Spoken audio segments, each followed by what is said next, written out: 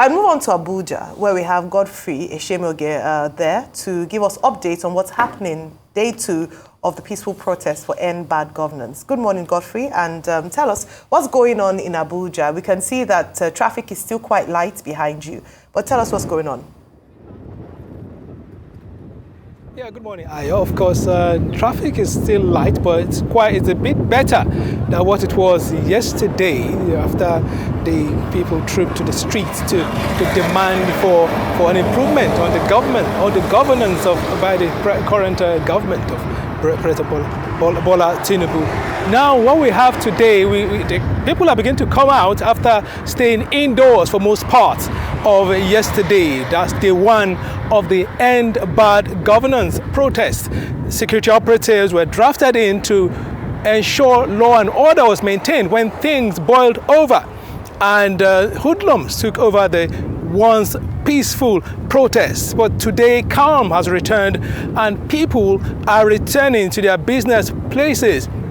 Life is picking up like what it usually is, but of course there's still more like a public holiday at the Federal Secretariat, where we currently are at this moment. We are at the Federal Secretariat, and right now this very spot where I'm standing is looking out the 3-arm zone, where we have the National Assembly, the Presidential Villa, and the Supreme Court. And to make sure that things don't reoccur like they did yesterday, the security operatives, you can see the armored personnel carriers of the Nigerian Army and the Civil Defense Corps are here on ground to make sure things remain in proper shape, because they don't want a repeat of what happened yesterday. Of course, recall the Inspector General of Police gave a red alert to ensure that all security operatives take action as required to forestall a breakdown of law and order. All right. Please, I'd just like to ask you this. Do you have any updates as regards allegations around police station being burnt? Because we've had that story. Some have also refuted it. Also, do you have information as regards what happened around Suleja in Niger State yesterday?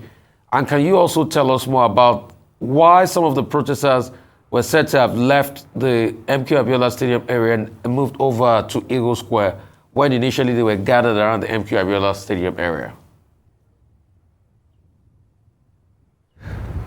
Well, feelers we are getting from the Suleja incident is that at least six people were gunned down, were shot by the police, who shot live bullets when the protests went out of hand because they overran the police checkpoint. So in self-defense, the security operatives, had to defend themselves, had to protect themselves by firing at the protesters. We hear at least 6 people died in the process. And so far we've heard some of the relatives of the victims or those shot coming out to say this really happened. So that is actually correct as it is. And then the issue of some police stations being burnt down by the marauding protesters. Yeah, we heard that one was overrun by the protesters in Maraba, one of the areas where the protest was fever pitch. Well, that we still, it looks sketchy right now. We're here to confirm that, but that, of course, we know the police operatives, dispelled that rumor as being false. But, we are going to get more updates on that as the days unfold.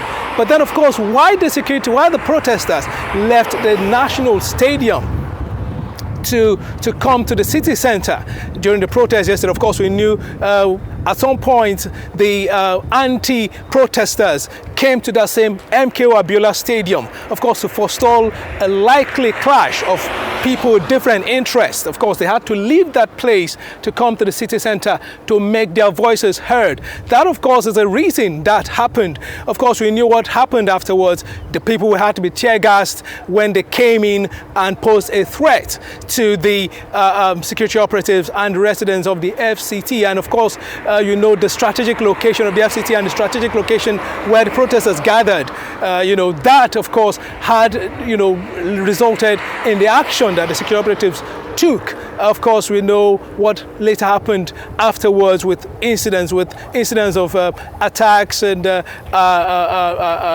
overrunning of security operatives, security posts, as it is, and what happened later when things eventually boiled over with the red alert or red notice issued by the IGP later in the evening. Well, Godfrey, what happened in Suleja, Niger State, as reported in the papers, was that the youths barricaded the Abuja Kaduna highway.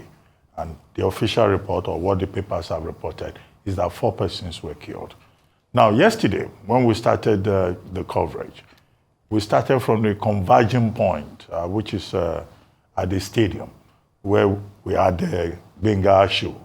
Now, do you have any information as to whether or not there are plans to converge at that same MK Abiola Stadium before the dispersal, as happened yesterday, to other parts of Abuja? Or it is also all quiet on the stadium front? Well, of course, they're supposed to be, based on the court order issued by the Federal Capital Territory High Court, they're supposed to converge at the MK Abiola Stadium today again, as required, based on that order. But of course, what we are gathering, what we're hearing this morning, is that the protest is going to be at the Bega Junction, the popular part of Abuja. There is where the protesters are going to converge this morning. That is still in breach of the court order, so it's still left to be seen what will transpire from there. Because it's still in breach of the court order, and then so we don't know what will transpire in the coming hours or minutes, if you like. They are still converging at that point, so developments will unfold as the minutes go by. Well, and as the developments unfold, we'll keep an eye on those developments. Thank you very much, Godfrey Eshiemoghie. We'll now go to Kaduna, where we have Nissi Gabriel, our rice correspondent on the ground. Good morning, Nissi Gabriel. Well, how is it this morning in Kaduna? And what's your recap of yesterday and what we should expect today from the information at your disposal? All right, this is day 2 of the nationwide protest, as we all know. And right here in Kaduna, this is a reflection of what day 1 looks like. This is a street that leads straight to the government house. And if you look on this street, the street is littered with stones. A lot of stones, a lot of leaves, and the rest. And it gives us a picture of what happened yesterday. These stones were used by some of the demonstrators who went violent, and they were throwing stones at security operatives yesterday. So a quick recap of what happened yesterday. The protest started.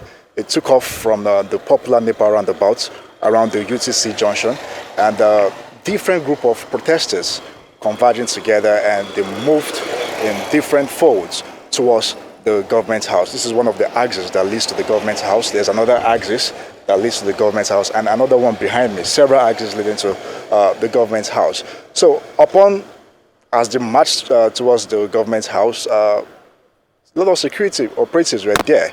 And after some time, after some hours, we really don't know what happened, but we could see billows of smoke in the air. Tires were being burnt. If you look right in front of me, you can see a leftover of what was burnt. A lot of tires being burnt, and some of the protesters went violent. And in a bid to curtail their excesses, I think some of them were throwing stones at the security operatives. But initially, the commissioner had issued an order to the security operatives not to retaliate, not to use force on these protesters. But I think it got to a point where tear gas had to be used, and just to disperse these protesters. But it was very difficult for some of them to leave front of the government house. Some of them were throwing back this tear gas back at the security operatives. So a lot of back and forth. And just beside this building, that's the popular 44 hospital, reference hospital there. As you can see, security has been beefed up today, and it will be a bit difficult for anyone to pass through these points that leads to the 44 Reference Hospital and the General Hospital and the government's house. And yesterday, a wife of a military personnel escaped death by a whisker because her house is just opposite the Castelia office, which is just right there. And that office was looted by demonstrators yesterday, some miscreants yesterday. It was looted and section of it set ablaze by these protesters. And that military personnel, her wife, escaped death by a whisker, so as everything in her house was looted, from the TV to the fridge to her clothes to her bags. Everything in that house was looted, and she ran out for safety, crying on the floor. We had videos of that in the reports I put together yesterday. So day two, we are here on the streets, and from what the feelers you are getting, it doesn't look as if people will show up on the street to protest, but it's yet to be seen if they will do that. But what we've gathered is that security has been beefed up across strategic areas in the state. All right. It's interesting because, Gabriel, we spoke to you yesterday and you had told us how peaceful Kaduna was. In fact, you were doubtful if people would come out, citing the fact that peace was just being restored in southern and northern Kaduna, and just to see that escalate and be one of the hardest hits in terms of the losses of lives.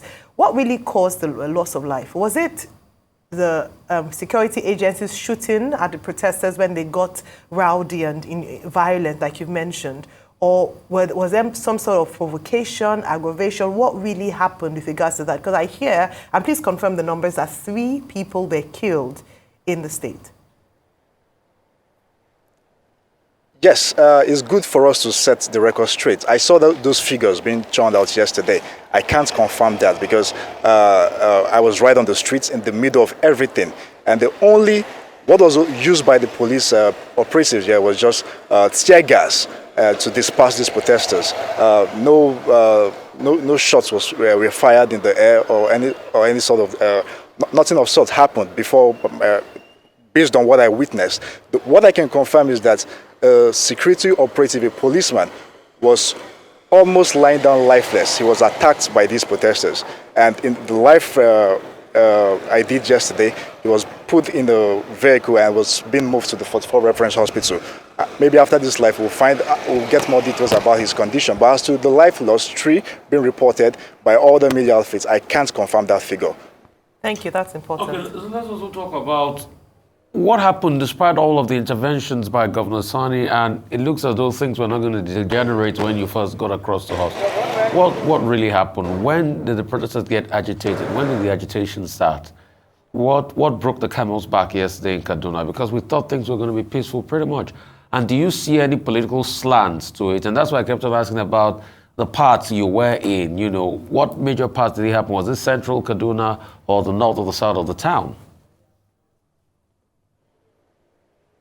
Yes, that's the million-dollar question on the minds of everyone, Rufai. I must tell you the truth, because yesterday when we spoke earlier, the whole state was calm, very peaceful. As a matter of fact, after that live I did around the Nepal roundabout, few minutes later, a handful of protesters started gathering in that roundabout. And they were peaceful. We are giving them coverage. The security operatives standing, manning that very roundabout, also give them shield. And these protesters were moving gradually. While they were chanting solidarity songs, we interviewed them, they were making their demands known.